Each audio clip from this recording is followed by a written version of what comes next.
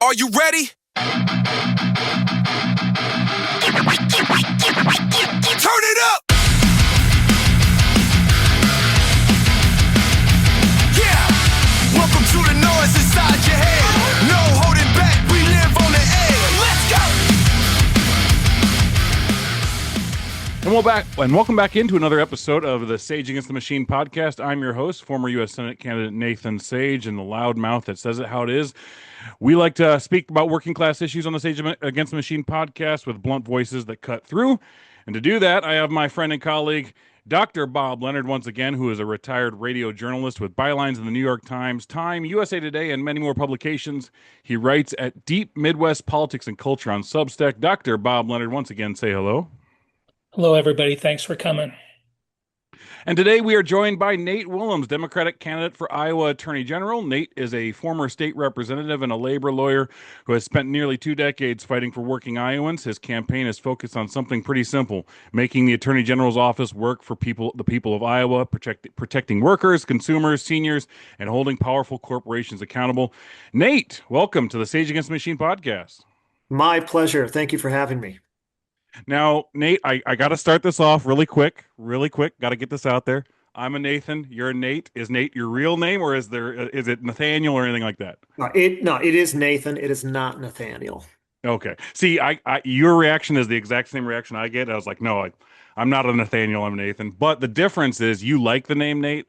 I tend not to, because growing up, my sister used to call me Nate or Tater all the time, and it drove me insane. So I got away from that. Now, my grandmother and my sister my grandmother was, but they were the only people to really call me Nathan. I've been a Nate since age 4. So when you hear Nathan, you're probably like, oh, I'm in trouble. But I don't know. It's just not me. yeah. Well, Nate, you're running for Iowa Attorney General, and I had the fortunate ability to be able to meet you early on. We've done a lot of campaign things together. We spoke a lot. I've heard you speak many, many times, and I'll say to anybody who ever has any questions, the difference between him and me, not besides the names, is I'm a lot louder, I'm a lot more intense. But Nate, you deliver your message in a way that is it's like reading a book to children almost. Like, you're very good at keeping it calm, but also explaining the issues that you're facing and the issues that Iowans are facing and the issue that we're facing across the board. And I can't help but really despise Brianna Byrd, because it feels like your opponent in this, because it feels like she has again not worked for Iowans and done everything for this administration and so on.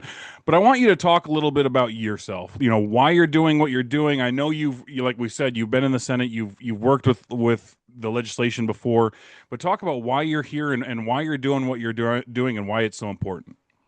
Thank you. Well, look, like you said, I spent almost 20 years representing unions, injured workers who've had wages stolen out of their paychecks. I love that work. I sleep fine at night, but particularly with respect to, wages being stolen from workers, there's just only so much I can accomplish in my little office in Cedar Rapids. There's $900 million every year stolen from Iowa workers' paychecks, and the state is just ineffective in its response. So I decided I wanted to run to take on corporations that steal from workers' paychecks, but also to rebuild a consumer protection division that Tom Miller had built up over the course of 40 years. But as much as anything, get that office focused back on helping regular Iowans. It's because there's nobody else there to do that. That's the Attorney General's office's job, is to be the lawyer for 3.3 million Iowans, and it's not been doing that in the last 3.5 years. One thing I wanted to ask you, and you talk a lot about, I know you've had a lot of things about, is you mentioned right there, is wage theft. And somebody like me, coming from the working class, doing all you can. I'm many times when I was in the military, many times when I was out, when you're having conversations with people are like, my paycheck just looks a little weird or looks a little off. And you just kind of like fall back on that trust mentality of like, oh, they wouldn't screw me. But talk a little bit about the wage theft and what Iowans are actually dealing with that they might not realize they're dealing with. I will, but I will tell you, I don't use the term wage theft, and I'll tell you why. It's like when I use the term wage, because a lot of people don't know what that means. And so if I Yeah. just start talking about wage theft, it's like, hey, I assume you know what I'm talking about, and I don't assume. I talk about, corporations stealing from workers' paychecks, and it's things like, but yeah, I mean, you talk to people all the time where I never understood what all those deductions in my pay stub meant, right? You all the time people my hours that I was keeping track of just don't seem to add up with what the company has. So many stories, and then sometimes the pay stubs are so complicated people don't understand. You're going to have times where because they can send it to you electronically, they don't have to give you a paper pay stub, that it just becomes, I just never really looked at it because it was, I'd have to go log into a computer somewhere. And so, yeah, there are so many different ways in which people have been taken advantage of just with that basic trust that Iowans have that they will get paid everything due to them. And it just does not always happen that way. One thing I really like about what you just said is about trust, and that's what it feels like when you're in the working class. It's very hard to trust the corporation you work for, and it shouldn't be like that. It's hard to trust a lot of the issues that you go on. But I know that what excites me about you, Nate, especially compared to Bird. I mean, there's many things that excite me about you that compared to Brianna Bird, but the one thing that you've spoken and you're not shy, you don't shy away from is your faith and how that made you and the person you are today. And one thing that I look at from someone who's not as religious as you are, someone like that, for me, what I look at you is like I look at it, somebody who's like that is that's somebody who's a good person who's doing it for the right reasons, and I can really trust and believe in this person. Now talk a little bit about how important it is to have your faith incorporate who you are and what you're doing. Yeah, well, it is. It is. But, I don't want to, to introduce the idea that, you have to be a person of faith to be a good No. person, right? Yeah. Let's just be clear there. But absolutely. I mean, my church is just a few blocks that way.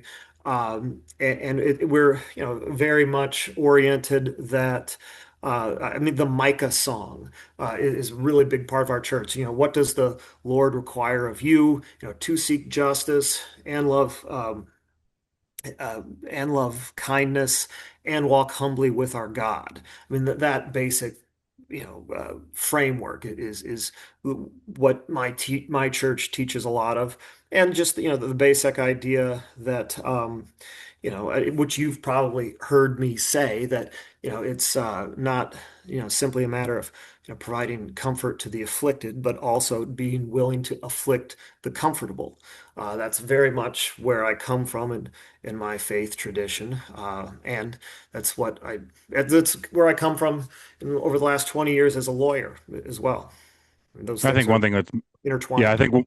I think one thing that's missing in general with what you're saying in general is like how many people just don't really believe in the golden rule anymore, is treat other people that you want to be treated. That's kind of the way. You don't have to be religious to really believe in that and to believe in being a good person. That's how I was raised, but I see that in you, and every time I hear you, every time I hear you talk, like I feel like it's just like a warm feeling I get from you, Nate, where I know that you're a good person that's here for the right reasons. And I think that is what voters feel like when they hear you talk as well. Thank you. Thank you. Thank you. Yeah. Dr. Bob, I know you're itching for some questions. Go ahead. Well, sure. I've got lots of things on my mind, but the first thing that just popped into my head when we started talking about employers, stealing from employees, and one thing that bothers me every time I'm in a restaurant and I can sign, put in the tip, I worry. I try to pay cash for my Yep. tips. I Good idea. worry. I worry that the company is stealing from all of the workers. Has that ever been investigated? Is my concern unwarranted? No, it is not unwarranted. Whether, I mean, it could be, and it's not maybe just stealing, it could be inappropriate sharing. I mean, because the law says that while tips can be pooled, it can only be pooled amongst the types of employees who typically get tips. So you're not supposed to have to share tips with the folks washing dishes. The company should be paying the folks washing dishes enough money to make ends meet, not being taken from the tips that are being given to wait staff. And you certainly should not have tips being shared with managers, but that happens as well. Um, and yeah, I mean, but I also whenever I mean I typically don't carry a great deal of cash, but I do whenever possible try to leave the tip in cash to make sure that it's going where it is intended. Another thing that I keep thinking about is I have a friend who spent her entire career working for a major insurance company in Des Moines, and her only job was to figure out how to deny claims. Mm. Is that something that could be approached at the state level? I mean, that's just wrong. I don't know how she does it, but you know that there's people sitting in rooms everywhere in this insurance capital of the nation, one of the most important places, where they're hurting. They're actively deciding not to cover things that we've actually paid for, that our doctors want for us. Is that way beyond what you could look Well, into? not necessarily. I mean, Medicaid fraud has gotten a bit of attention recently in the state of Iowa. I mean, the state of Iowa has had a Medicaid fraud task force for a while, and now just recently, Kim Reynolds and Brenna Bird have, said that they want to have a Medicaid fraud task force. Not, I mean, seemingly forgetting that one already existed that's been underfunded, and certainly, we all support rooting out fraud and abuse. But one of the things that you're talking about though is when the state of Iowa is sending money to a large company to manage and make decisions on people's rights through Medicaid for medical care.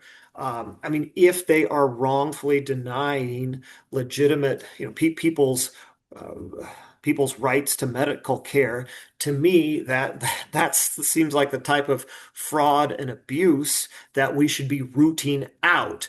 I don't think that's the type of fraud or abuse that Brenna Bird has in mind when she's talking about Medicaid fraud. Okay, and I remember from a Iowa Capital Dispatch article that a couple of people that used to work for Department of Inspections and Right. Appeals, they said that this is all political theater and that Yes. there's already a fraud control unit that's underfunded. Is that your Exactly the same. Yeah, perspective? that is accurate. I mean, it was a very strongly written op-ed. I read that, but by people who have a great deal of experience in that field. That yes, I mean, whether or not Kim Reynolds or Brenna Bird realized that that agency already existed, it does. It just has not been empowered to perhaps do the job as well as we might like. You know, Let me Nate, just, oh, I'm going to jump in here really quick, yeah. really quick. Uh, you know, when I was listening to that, when I'm hearing about these under fraud and this political theater it just seems like all we get all the time from the administration we have now at the Iowa Capitol, and especially Brenda Bird, um, is this political theater all the time. This not really working for us. They're just kind of working to continue to get the attention they want and draw attention away from things. So I want to ask you straight up, if you're able to be elected as our next attorney general, what is let's do two. What are your top two major priorities that you're going to be like, hey, I need to get in here and we need to get this straight? What are the two things that you think that Iowans need an attorney general to work for them for? I want to create a wage enforcement unit, the first of its kind in Iowa history, to let employers know that these laws are serious, that there are going to be consequences for breaking them. And then I also want uh, to reinvigorate the environmental attorneys inside the AG's office to seek meaningful penalties against corporations that pollute the air, land, and water. I mean, again, they have somebody has to know a bad actor or maybe a potential bad actor just needs to know that there are real consequences if they're going to break the law because these laws don't enforce themselves. You have to have a credible enforcement mechanism to deter the bad things, but before they happen, that's the goal is to deter dumping in a creek or a spill or putting cancer-causing toxins into the air. Dr. Bob? Yeah, so that's a really good point. I follow, the different penalties that different groups get for pollution. And what was it, a couple of years ago, the Nishnabotna, there was a spill Yes. and it killed 200 miles of wildlife. And I think that Brenna Bird imposed a penalty of five or $10,000.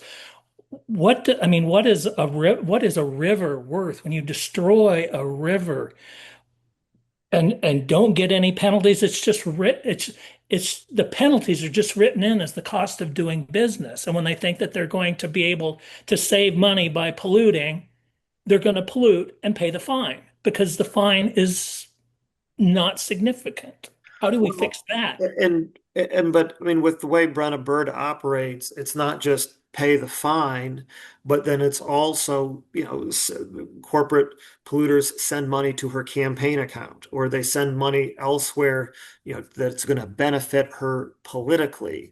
It's I mean, I think ideologically, she's probably, very sympathetic to corporate polluters anyway. But when then they send money directly to her campaign or to other, entities that are going to fund her campaign, that's makes it all that much more powerful for her to, as an incentive for her to do as little as possible to enforce our laws. Well, she's too busy trying to, I don't know, move forward a political agenda to actually enforce the laws. That's what it looks like to me. She's auditioning, to be, you know, um, one of Trump's MAGA people, and that's just all she's interested in is appeasing Trump. Yeah, look, I mean, I think that she seems to be too, a little bit not as focused on Iowa and more focused on national politics than an attorney general should be. I mean, there are, times where I've said, well, I mean, if she's so focused on, so interested in the Trump administration or national politics, maybe she should run for Congress, right? But we need an attorney general in Iowa who's going to be focused on Iowa. There's so One, much.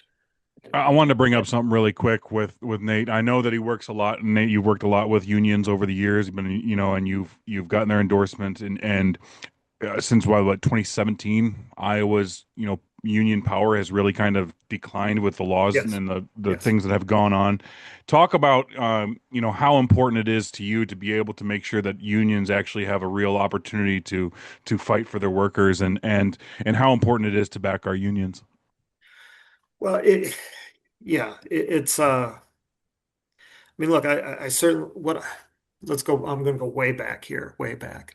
What I think built the middle class in America, but it's, in Iowa in particular, was first availability of land. That you didn't have to be born into, like, people who came out here and worked the land could own their own land, could own their own farm. So that kind of helped build the rural middle class to begin with. But then on top of that, the labor movement in starting in craft industries and then in industrial in factories. I mean, that really helped build a more of an urban middle class on top of that rural middle class. And so, yeah, in 2017, the law that the Iowa legislature passed really kind of devastated the power of public sector unions, like my wife's union, the teachers union. But it's absolutely critical to have a strong, vibrant middle class. Uh, which is always being squeezed on both ends, but strong unions help preserve a strong middle class. And when unions are weakened, when you go after them, it's really another way of simply going after the middle class in Iowa or anywhere else. Absolutely, So, Dr. Bob. yeah, there's an important balancing act that you're going to have to, well, essentially every elected public official is going to have to, um, engage with. One is all of my union friends love data centers. They love the jobs that come with building data centers. They love the jobs that go with building a pipeline. And specifically with respect to the data center, a lot of my friends are worried about the environmental consequences, impacts upon our water. How do you balance the interests of the unions and labor in general in the jobs that come from building these giant, you know, operations with the environmental consequences? Mhm. Well, I mean, that is a work in progress, right? I mean, certainly it seems like there should be some common sense protections for consumers and, consumers of energy and consumers of water with respect to data center developments. And, I certainly, I think when I hear Rob Sand talking about that it doesn't make a lot of sense for uh, cities or counties or the states to be subsidizing these projects or diverting tax dollars, or that makes a lot of sense to me as well. But ultimately, the I mean, I can certainly foresee in 2027 there being 25, 30 different bills, people bringing to the legislature on what they want to do, their ideas for the future of data centers or other projects. So the lawmaking process really does also need to play out here, because here's the thing is that whatever law the legislature may enact or the governor may sign, I'm confident that it will face a legal challenge. And when it does, who gets to defend what the state of Iowa has done? It's the Attorney General's office. So, we're gonna be in a position to have to probably likely to defend something. And I certainly hope that there are the legislature utilizes some common sense, but it's very open-ended as to what is going to happen in the legislature on data centers or other similar issues next year. Yeah, I want to say, run a little low on time here, Nate. I appreciate you coming on, but I know that you're still doing it. You're still we're about 70 days. I can't the 70 total left. precisely. Boom. I'm just nailed that until the until the election goes on. So how can we help you, right? Like I know that we can tell people to go to your website, we can tell people, but I want you got a chance right now. You speak to the voters, speak to people that are listening to this, and say why you need to be in that position as Attorney General, and why Brianna Byrd needs to get the hell out of here, and why we need, like you just said, some common sense brought back to that office. I mean, I really ask people, especially, okay, I'll tell you what, I was at the Iowa Federation of Labor convention last week, and I said, look, please, I need the help of everybody in your house, everybody here, to talk to everybody in your union, that I want to win the vote of every single union household possible. But it's the same anywhere else. I not only do I want to win your vote, I want to win your every vote of of anyone who listens to this podcast, but I want to earn the vote of everyone in their household. Let them chat with somebody about go to my website or whatever, you've heard this, that, or the other thing. But the basic idea that we're going to have an attorney general who understands that the attorney general should be the people's lawyer in Iowa. That's what we want to build. That's what we want to create. That's the message I'm going to be talking about for the next 70 days. And that's the message I'm asking anybody to share with their friends or neighbors, or whomever it might be. Dr. Bob, any last questions for Nate? Yeah, I've one question statement. Um, we got a chance to see your latest ad. Yes. I thought it was incredibly done. I thought it was very significant. A woman that was dealing with the consequences of pollution in her family, and it was a heartbreaking ad. She's a And good and friend. and I just want to say that we need to stop thinking about these kinds of issues with respect to pollution, other kinds of things, hunger, etc., as policy. These are just differences in policy. What I want to say is that this is violence. This is state-sponsored structural violence poisoning people like the woman in that ad. It's just not policy difference. We can't just talk about it. It's purposeful, it's policy that leads to violence. And I just want to say that, and that's part of the reason that that ad was so good. Thank you. I mean, I will just say that on both the positive and the negative, that yeah, I mean, that is a real person, a real family there who need the help, who need more effective help from the Attorney General's office. We'll have other ads of featuring real people who I have helped as an attorney, who I've helped win wages or benefits, who I've helped get back jobs. Because I've got I mean, that's what I've been doing for almost 20 years is helping regular people, listening to their stories. And so for me, you're right. It's not just a policy. The things that I'm talking about when I talk about whatever you hear me blabbering on about, I've got those specific individuals in my head that I'm thinking about that I know I have helped and worked on for that issue or policy. I mean, the people are very real to me, and their stories are very real, and I think about them all the time.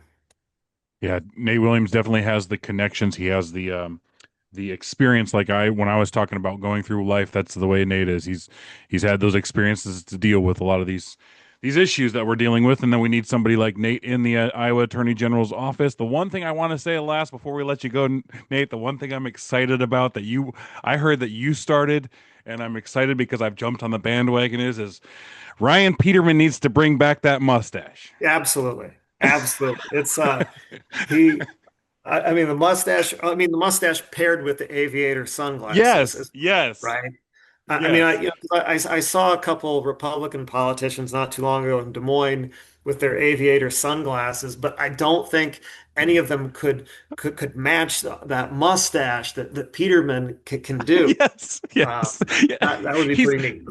he sent me a picture that had him at some party, and I zoomed in on all just so I could see his mustache because here's a picture of it. So, yeah, I not only are names the same, close to the same, but we also believe that Ryan Peterman needs to bring that mustache. Nate Williams, a candidate for Iowa Attorney General. Thank you so much for joining us on the Sage Against the Machine podcast, and we look forward to being able to vote for you and hopefully get you elected as our next Attorney General. Thank you so much. I really appreciate your time. I enjoyed it a great deal. And welcome back into the Sage Against the Machine podcast. Thank you again to Nate Willems, attorney, a candidate for Iowa Attorney General, for joining us on the Sage Against the Machine podcast. Always great to see another Nathan or another Nate. But yeah, great to have him on.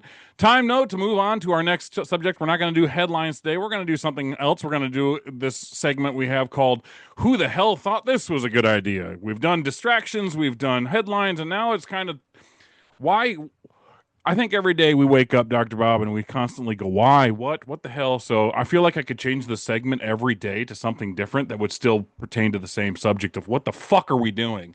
But here it is. Who the hell thought this was a good idea? And the first topic I have brought up, and I also have on my phone that I was going to read, is the Trump administration announced temporary tariff reduction on imported beefs to bring down prices. Iowa cattle producers and politicians, including Ashley Hinson, have pushed back, saying cheaper imported beef could hurt American producers. Ground beef prices have risen around 24% since January 2025. And here is, oh, I just lost it. I had it pulled up.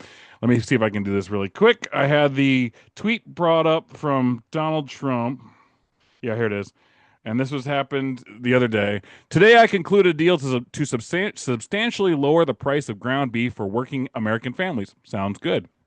As everyone knows, under President Biden, beef prices soared at their fastest rate, and the American beef herd fell to its smallest size in modern history. As we work to rebuild, as we work to rebuild this herd and help our ranchers for the next 90 days, the United States will allow up to 300,000 metric tons of product for ground beef to be imported with no out of quota tariff.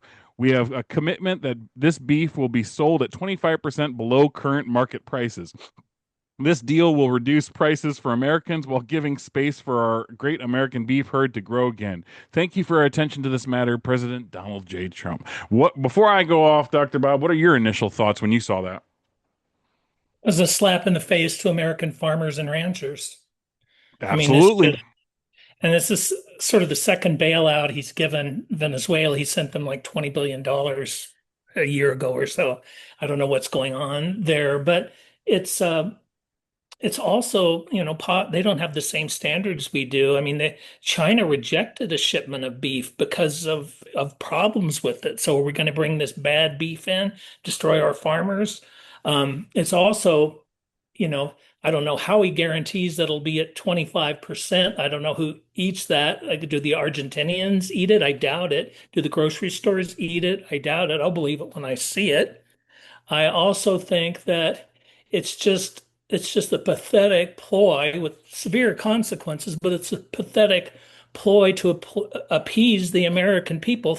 He thinks so little of us that we don't won't recognize that in the grand scheme of things, a 25% reduction in the price of hamburger is going to really impact us. It's just like he's just throwing us a bone. He's not throwing us the bone, he's throwing us the meat off of the bone.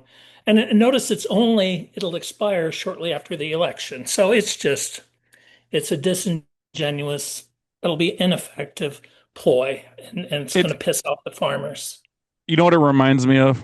It reminds me of me studying in high school, waiting till the very last second to try to study to pass the test. That's what it feels like with this. But instead, it's let's do something at the last minute to try to show that we're actually helping people or try to lower per cost so that way people will vote for the people that I want them to vote for during the midterms and they won't be as mad because now they can afford beef. Well, it's like as soon as you said it's going to run out. As soon as the election's over with, we know those prices are going to go back up, and we're all going to be screwed again. And so we're just sitting here watching this really shitty puppet master. That's what it is. It's a really bad. He sucks at this puppet show. He's trying to distract you and tell you a story, but he's too caught up in his own ego that he can't talk any different. But when I saw it, I shared it right away on our social media page, and I was just like, yes, this is another, like you just said, Dr. Bob, another slap in the face for all these Iowa farmers and all these cattle producers and all that we they've already been dealing with, and we've talked about how they had that $20 million, I think it was $20 billion handout before, and now it's even more, and it just continues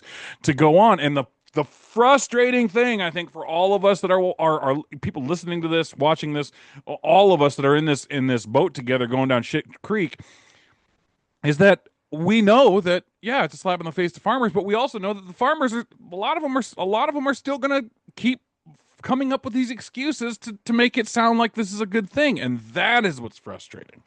It's frustrating that we keep getting this, but it's also like how much more do these farmers have to take before they're like, yep, we're done with that. We can't be doing that anymore. And I know there's a lot of farmers that are done are to that point, but it's very frustrating for a lot of people that see it and know that these farmers are getting screwed, and then it just continues to go on. So I think that is the part that bothers me the most. And I'm just like, here we go again, another ploy by the Trump administration to make us believe that he's working for us just to screw us over later. And when I look at it, when I'm going at it, the first thing I keep asking myself is like, who's benefiting from this?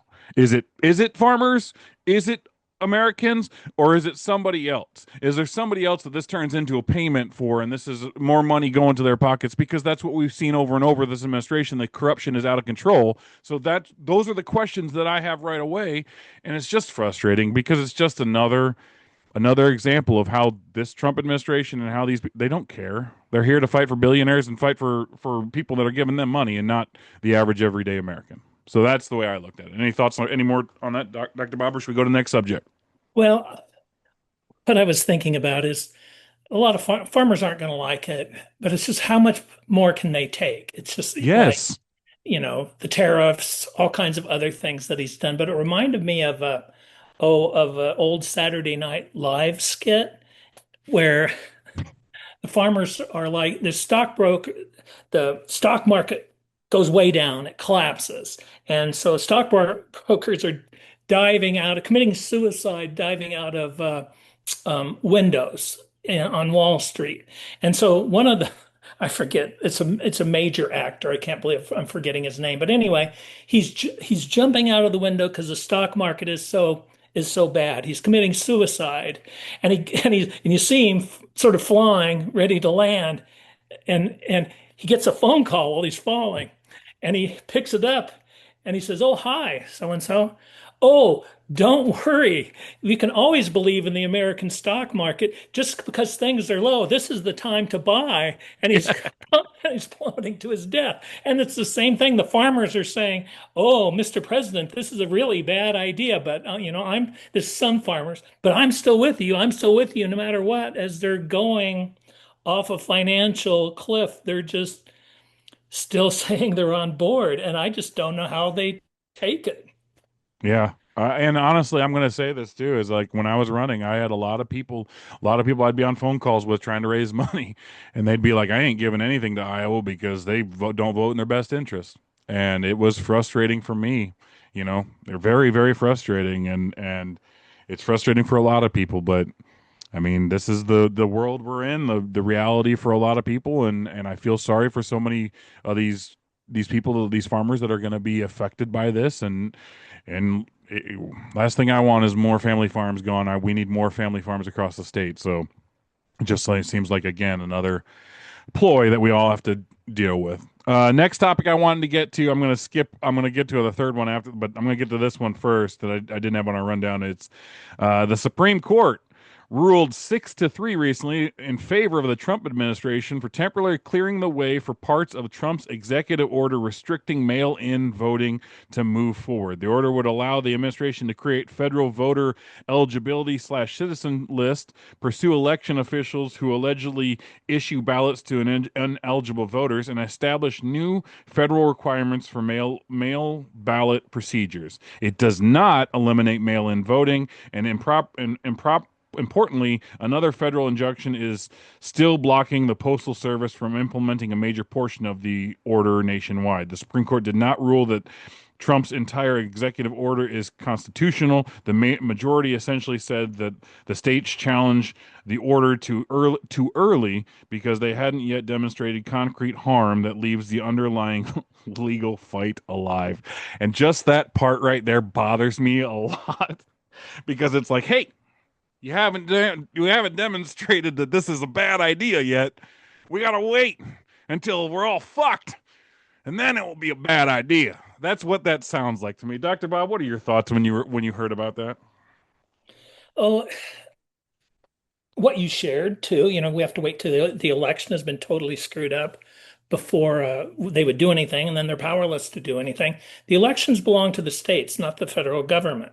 That Brennan Byrd, Paul Pate gave our voter rolls, and a lot of other red states gave their voter rolls to the Trump administration, who knows what they're going to do with them. They're going to have a list of eligible voters, and who knows who they're going to take off the list. They could just, I mean, the way it is now, they could, take out people, if a red state had a blue city, or if Iowa didn't go the way they wanted to, or it looks like it's not going to, they could purge the voter rolls of Democrats or of whatever group they wanted to. And that just leaves it wide open.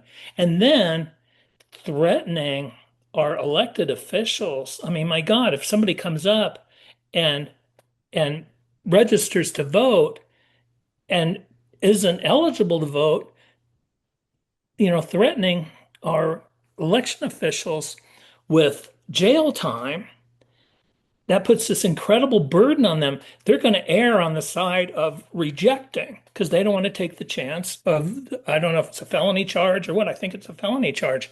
It's just sowing more chaos before the elections so that he can say there was a problem with the elections, and then he can step in and do what he wants And if he doesn't like the outcome of the Iowa election, if he doesn't like it if Henson loses, if Marionette Miller Meeks loses, if Jim Mitchell loses, the Democrats win, whoever, Rob Sand, he could come in and he'll begin in Iowa because he'll have a complicit governor, uh, AG, uh, elected officials in the legislature. So this is just him sowing chaos so that he can take advantage of the chaos to continue in power. Yeah, absolutely. I think that it is. I think what we are going to see in our country during the midterm elections, and I'm scared to say this, and I'm scared of it in general, is the most insane election we've ever had in regards to stupid chaos bullshit. Like, when I say that, I mean, like, I think the night of the election, I mean, there'll probably be people at polling places. I think there will be stuff like that. I think that's a little scary and a little issue, but what's gonna come after it, because he hasn't accepted the election of 2020. I actually recently got into a debate with my father-in-law, who's a Trump-loving individual, who was trying to tell me that it should be a federal election. There shouldn't be states controlling. It should be federal, and states they've already screwed it up. They've done this and that, and I'm like, give me an example. Just give me, and they can't. And they just, well, they're missing votes here, and like they can't give you concrete, and that gray area is where Donald Trump's doing his backstroke in, where he's going to continuously fill the courts with all these different challenges, because nothing, and it's going to be, and you said it too, Dr. Bob, it's going to be different cities, different states, wherever there's an area that he believes is his area that doesn't go his way, like Iowa, like he's going to do what he can to say that the election was messed up. And I believe this is what's messed up, is like the people running the elections, the people that are in control of Iowa right now are Republicans, most of them. And so you're saying that they're not doing the right job? It doesn't make a lot of sense to me. So it's just this we know it's coming. When I saw that Supreme Court ruling, I was like, oh, another opportunity for this administration to fuck up this election as much as possible, to make it where people don't know up from down. They don't want you to have trust and faith in the election process. So any way they can screw that up and make it work harder for people to believe that the election was actually fair and legitimate is what they're going to do, because we know that it's all building up for 2028. When it goes to the presidential election, you got to set the ground early, so that way they can do what they can in 2028 to make sure they stay in power. That's the scary part. That's the issue. And maybe I'm wrong. Maybe we won't see a lot of chaos. Maybe we'll have a normal election. But what we've seen since this president has been in office has just been everyday chaos. So it doesn't give me a lot of trust and faith in that process. Any other thoughts on that, Dr. Bob? Just the Supreme Court has been bought and paid for. Oh, They're absolutely. It's a branch of disgusting. the Republican Party, yeah. It's They're not a branch of absolutely the Republican Party. They're a branch of MAGA. it's absolutely disgusting, because it's like this is the part that I fucking get upset about, is all of us across this country. The one thing that we all have in common: we grew up in a world where we felt like the America that we knew, the Constitution, the rule of law, all of that mattered. All of that stood for something. All of it means that, hey, they can say all this crazy stuff, but at the end of the day, the Constitution is what's going to make this right. The rule of law is what's going to make this right. Well, that was up until they filled the Supreme Court, and we saw, once, in my opinion, once Roe versus Wade got flipped over, I realized for the first time in my life that everything that we thought or believed in can be flipped on its head really quick. And that is what is the most disgusting and annoying part about what we're seeing with the Supreme Court.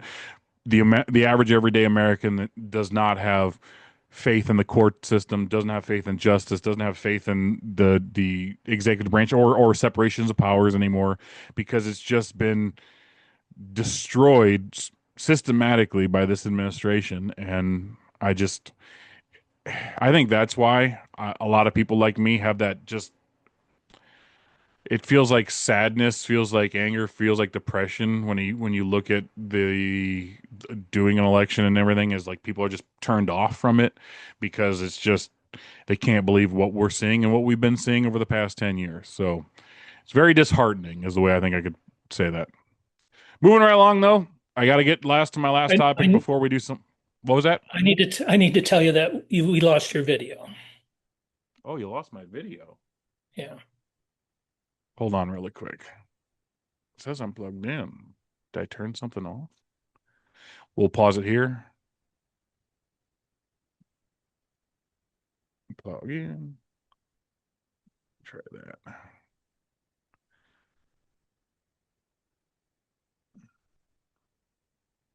Still no video? No video. Oh, it's there. Let's try that. Yep, that's good. Okay, we're back. I don't know why that did that. How long was my video off for? Minute or so. Okay, good. I must have just clicked something or it fell. Anyways, but yeah, that's what I wanted to talk about in regards to that. The last topic that I wanted to talk about before we get to some fun stuff is the segment we're on right now. We're still on is the who the hell thought that was a good idea, and that the reason I thought of that was specifically for this and something I've railed against over the weekend. I came out with some videos on, and I'm going to hammer her again because she needs to resign and step down. Iowa Republican Representative Shannon Lundgren wrote a character reference letter to a judge on July 13th, 2026, shortly before the sentencing of David Lehman, a man convicted of at a trial of lascivious acts with a child. Lundgren identified herself as a character witness and wrote the letter on official Iowa House Representative letterhead, describing Lehman as a friendly, optimistic, polite, and respectful, and praising his community involvement. Lehman was subsequently sentenced to an indeterminate 10-year prison sentence, suspended in favor of 5 years of probation, and was ordered to register as a sex offender. The issue isn't that Lundgren had no right to submit a character letter.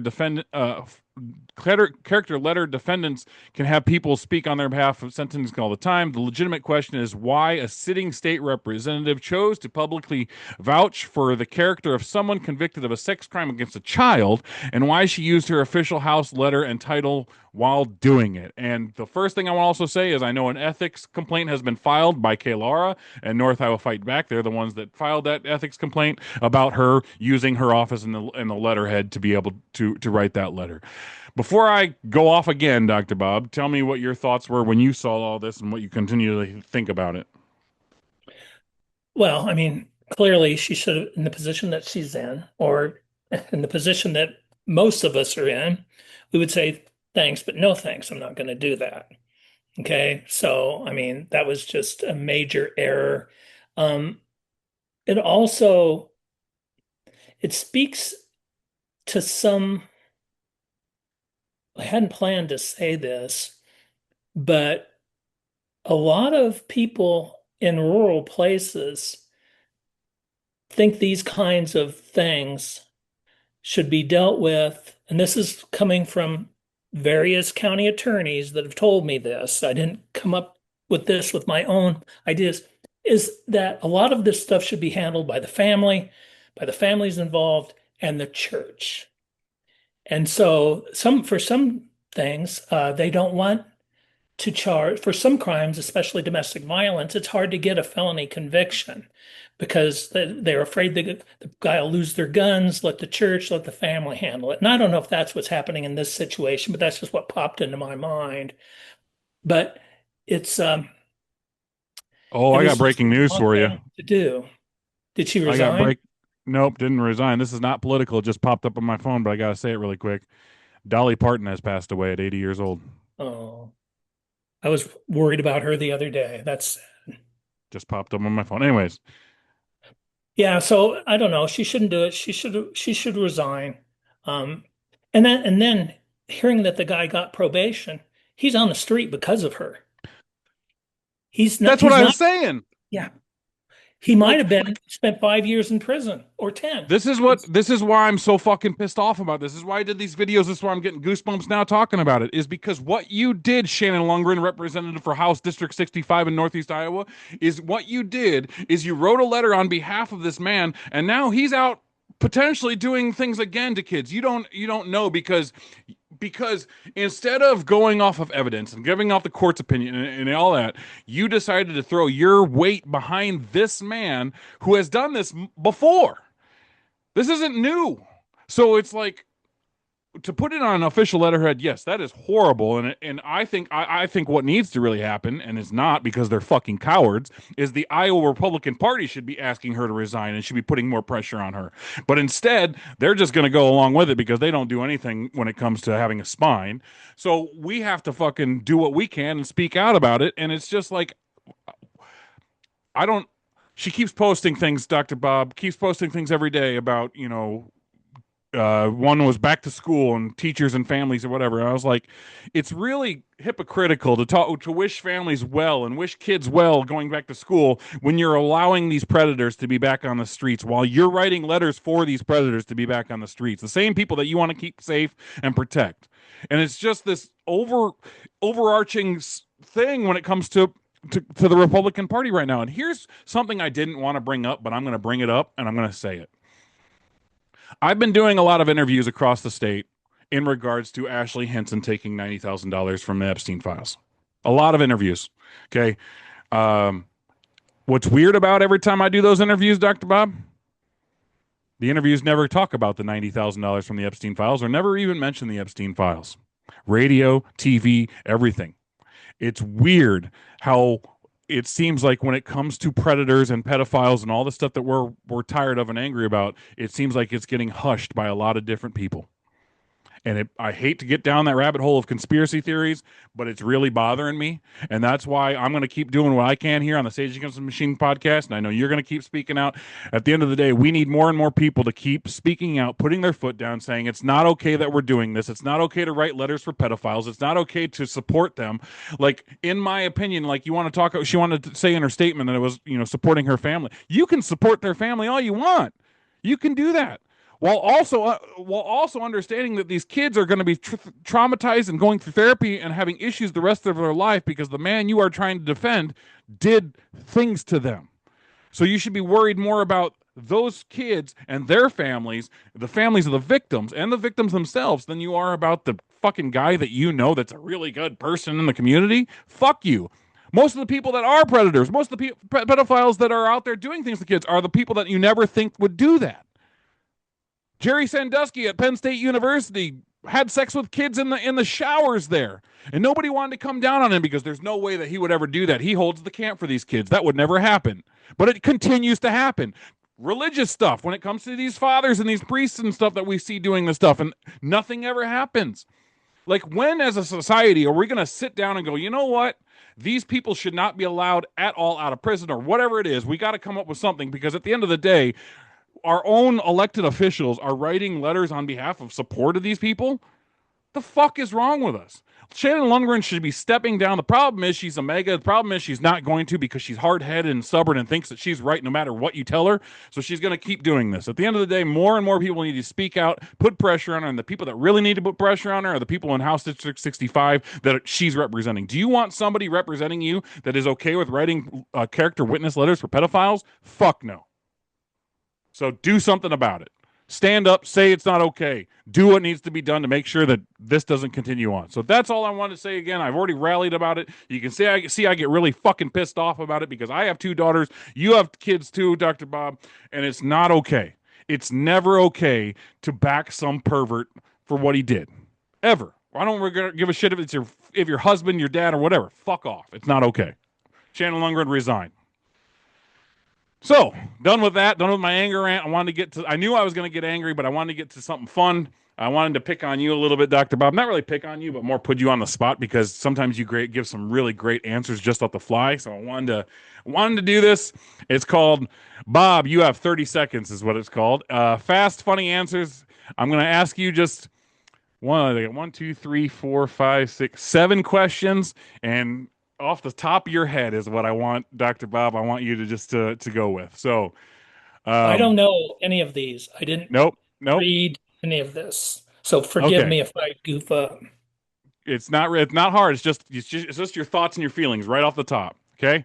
Number 1, in your opinion, Dr. Bob, what is the most annoying political phrase? Well, that's easy. Make America great again. I knew you were going to say that. Absolutely. I 100% agree. Number 2, in your opinion, Dr. Bob, what is the most overrated Iowa political issue? Most overrated Iowa political issue? I don't know if it's overrated or not, but I think we need to leave trans people alone. I agree. I don't think it's necessarily overrated, but I think I agree with you. I think that is, I think the best way to say is overblown issue is the way Overblown. like hot air coming out of Republicans' mouths is what that is. Next one. Leave them alone. Yeah, leave them alone. Leave every like that's the thing. There's a comedian, I don't know his name, but he says just leave people the fuck alone. Like that's what we want. We want wages that add up to the work we're doing, so we can actually have good lives and some good opportunities for ourselves. And honestly, the second thing we really want more than anything, just be left the fuck alone. We want to be left alone and our lives not fucking infringed on by people that just have a wild hair up their ass about somebody who's just trying to live their best life. Okay. Next one. Dr. Bob, in your opinion, which politician needs to eat one less pork chop and read one more bill? I'm not going to fat shame anybody, but I think Republican Party Chair Jeff Kaufman has a big fat head, and I don't think eating fewer pork chops is going to make his He has big fat head get any smaller. He's the, just, the, the 1987 softball coach is what I called him. So, yes, yeah, no. I, And he, I agree with you. yeah, and I listened to him on River to River on IPR yesterday, and boy, is he a whiny little pathetic, Bitch. and just He is. And it seems like that's the theme of the people that they think are strong as these guys that just anyways, next one moving right along. And Dr. Bob, in your opinion, what political story are you already sick of? oh boy. There's so many that I'm sick of. It's boy, that's a really good question. I'm really, really sick of crypto stories. Yeah. I'm really sick of stories about AI. Yeah. I think that we should be talking about AI is that this isn't 30 seconds, but Facebook Meta spent or used 50 plus articles and books of mine to train its algorithm. And virtually anybody that writes, anybody that moves, if you use your phone, they're stealing from you, or they're work mules. And how we're going to solve a lot of problems is that we all need to be compensated for our data. You don't get our data without paying us. Yeah. And that Absolutely. they're marketing things to us. If you say if you look into running shoes, they're delivering you running shoes, or even if you talk about running shoes, they're hearing you. So I don't know. That's I'm sick of AI. I mean, I know we have to talk about it. I'm sick of crypto. It's Yeah. just, I think, yeah, crypto, I think is a scheme to undermine the US dollar.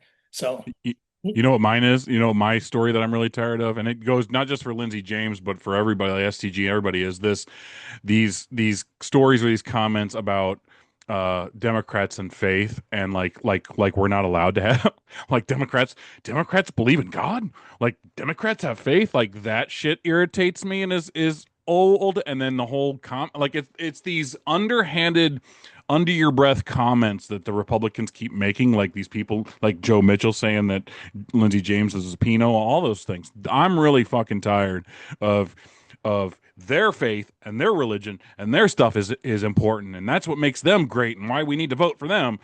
But on the other side, it's not that way. Like that those stories and the things talking about that drive me up a wall. Um, just tired of it. Next thing, what do I got next? Okay, Dr. Bob, in your opinion, what should every Iowa voter ask a candidate? What's the one thing that you think they should ask a candidate? hmm, boy, that's a really good one. What they should ask a candidate. I just want to know if they are honest and have integrity. And maybe, I don't know, there's just so much to ask. Um, If I gave you $1 million, what would you do with it? That's a really good. I wasn't expecting that one, Doctor. But that's a really good question. That is really good. I really like that. You know what I was going to ask? My easy one, the one I always want to do is okay. What did your parents do for a living? Nice. Because I want to know where they came from financially or where they came from in general. Like, what are your parents? What did your parents do? And you know, there's many things that can transpire off that, but that's I like that one, Doctor Bob, with $1 million. Man, I someone asked me what would I do with $1 million, I would Let's probably change it say to a help billion. Let's do it a a billion. billion. Oh, I would Yeah. get rid of the thing I would do most off right off the bat is everybody Iowa specifically, but across the country, I would do whatever I can to stop hunger. So whatever I can with these food banks to make sure that we don't have 400,000 people in Iowa that are food insecure. I don't believe that everybody talks about healthcare as a human right. I truly believe food and being able to eat should be and drink clean water. Those are human rights as well. So I don't want to see anybody struggling to put food on the table. I know how hard it is to do that. So I think that's the first thing I would go towards is trying to fix that. Let me see what else I got. In your opinion, what's one thing Iowa politicians are absolutely not going to tell us? Republicans or Democrats? I mean, Either or. Republicans. Republicans they're not going to tell us the truth. They're just not. In the MAGA world, there's no accountability for not telling the truth. Um, what aren't Democrats going to tell us? Um, I know a well, funny one for that. well, yeah, let me think for a second what they're going to tell us. Um, You they're want not you going to want tell us. I don't, yeah, go ahead. It's all yours. I want to hear yours first, and then I'll tell you mine. They're not going to tell us, oh, about, hmm, they're, they're not going to tell us, I don't know. I want to know people's biggest mistakes. What's the Yeah. biggest mistake you've learned from? And people sometimes have a hard time telling that, but I would just like everybody to tell us the truth. And I know Yeah, Democrats absolutely. don't always say the truth, but never until MAGA was it just part of the brand. No accountability for lying. Just no accountability at all. So they used to be able to tell the truth. You know what I think? A lot of people won't tell you, and this goes on both sides of the aisle. What? Their real, true feelings and stance on Israel. It's an Ooh. area that people don't want to talk about. People want to avoid because it causes a lot of anger and issues and stuff. I get it. I understand it. And you're trying to win elections, so people don't want to piss in the pot. But that's an area that people are just gonna shy away from. Last one on here. This one I like, and I think you'll like this one too. Who is more dangerous, Dr. Bob? A politician who lies or one who believes his own bullshit? One who believes his own bullshit. There's so I, there's so many of them in MAGA, and they don't even believe their own bullshit. They they believe do Trump's though. bullshit. Like They don't they have any they don't, bullshit. but they They're do. sheep. What I've realized, Dr. Bob, I've had many conversations with people, my father-in-law, all these people that are Trump lovers, and it's like what I always continue to see with them is this like they'll say something and then they'll keep like it's almost like they say something that they know is a lie, and politicians do too, but they say it like they know it's a lie. You can see it in their face, but they look at you to see if you caught it, and if you didn't, they'll just keep going. If you didn't catch them on it or ask them a question specifically about it or grill them out it or say that's wrong or fucking point it out, they'll keep pushing that lie and that talking point nonstop until it's almost like they want you to argue with them. They want you to be like, wait a minute, that doesn't make no fucking sense. And then they be like, what are you fucking talking about? Like that is to me the most disgusting and annoying shit is like they just continue to feed into it. And I want to know and it's crazy because I want to know why. Like I specifically want to know like what in your brain or what in your personality, what in who you are makes you go, I know this is wrong, but I'm going to keep saying it because I need to prove my point more than that person can prove theirs. They're doing it because they need to maintain, uh, to be, in accordance with the groupthink. They have Yeah. to, it's all, The it's herd performance. mentality. Yeah, Yeah. they just have to do it because if they lose their MAGA identity, I mean, that could be really pretty traumatic. And so, I Yeah. mean, it's sort of a human nature kind of thing to just, believe in your tribe, and it's hard to doubt it, and it's hard to say you made a mistake. Absolutely. Well, that's all I got for those questions. I think we should keep doing that, but make them more fun next time. Maybe I'll ask you some sports questions too. I know when you were on Iowa Revolution, you guys, well, we found out, Spencer and I found out during the interviews with you, Dr. Bob, is that you didn't even know what a Werther's original was, and it bothered the shit out of me because they're a candy. It's an older candy, and I fucking love them. So that was my real inspiration. I want to ask you questions and get those funny things out of you. There's Um, lots, there's lots I don't know. That's not oh fun to yeah, ask questions about what I but don't there's a lot. know. There's also a lot of things, Dr. Bob, that you do know because of your kids, because of Asa, because of Johanna. Like they've taught you well, especially like music. Like you have a music list. What, a 21-year-old or whatever it was. Like That's my you don't. Spotify age. Yeah, you're not listening to Conway Twitty or anything. You're listening to music that is out now, and I like that. But yeah, I think we need to get more behind you, and maybe we'll have you do questions for me sometime, so we can get more behind both of us. Maybe we do one where it's like I ask you a question, you ask me a question, we just go back and forth with funny, stupid things. But I thought today's show was great. Glad to have Nate Williams a part of it. Glad to have him. If you guys don't know who he is, his ad's going to be out now. I think it's titled Shell Rock, but it's out now. Check it out. Share it if you can. We need that man elected. I do want to say, hey, I will be out Saturday at the Steak Fry, the Polk County Steak Fry. I'm excited to see Josh speak and all the other great speakers. I might be there a little bit late because I have to do another little press conference before that, but um, excited to be out the Steak Fry. Last year, I got COVID right after it. My wife got COVID right after it, so I'm hoping this time I can enjoy, like, really have a good time, and I don't have to speak. And so everybody who's out there doesn't have to worry about me cussing this time. Because I know there's a guy that complained about it. But either way, I'm excited to be there on Saturday. And like Nate and we talked about earlier, 70 days, Dr. Bob. 70 days till the midterm elections. And hopefully we can flip some of these seats to bring some sort of real common sense back to Iowa and back to America. I'm excited. I think today, is the day that you can request mail-in ballots, I believe, as well, Dr. Bob. I think that was today or yesterday, but either way, it's open now to request those mail-in ballots. So if you are wanting to do that and get it over with, do it now and do all you can now. But any last words, Dr. Bob, before we end this episode? Rest in peace, Dolly Parton. Yeah, rest in peace, Dolly. The breaking news we broke on here. Yeah, sadness for her. But either way, until next time, I think on Thursday we have Janice Weiner, leader of the Iowa Senate, a minority, and interested to get her thoughts on the Senate and some of these candidates that we see out there and have great discussion with her. You'll have to check that out on Thursday. But until then, you got to try to catch me on the Flippity Flip. See you.